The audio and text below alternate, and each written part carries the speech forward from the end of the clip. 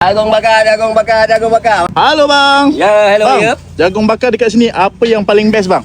Yang dekat sini yang paling best santan susu. Santan susu Santan susu. Okey bang, kalau macam tu buatkan saya 4 bang, alang-alang dah ada 4. Boleh? Empat Mantap. Baik. Okey bang, ni abang letak apa ni bang? Ini saya letak plantar.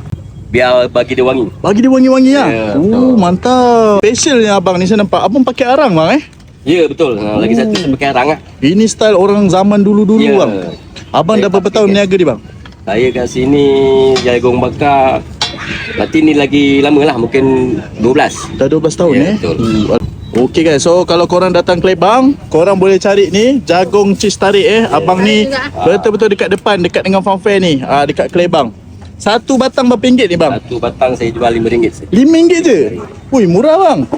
Murah, Okey bang, so ni abang letak apa ni? Santan. Santan dia Ya, betul. Lemak, santan dia warna hijau guys. Dia ada campur apa ni bang? Ni kita letak santan, ada bahan-bahan dia. Lemak, Kita bagi meleleh-leleh guys. Okey, sekarang nak mau macam mana?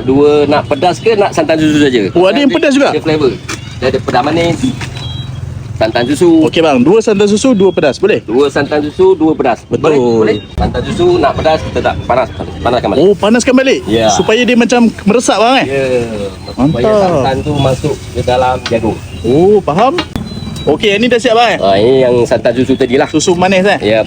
Alright. Okey, satu lagi. Okey bang, yang ni apa ni bang? Yang ni pedas manis. Pedas Ya. Ni pedas pakai apa ni bang? Ini pakai serbuk cili ya. Sebut cili. Ya. Wow. Per 10 berapa pedas dia Dia bang? manis, dia pedas pun taklah pedas mana. Boleh makan lagi lah. Boleh makan lah? Dia taklah pedas sampai ke telinga Lama. Tapi Warna merah guys. Memang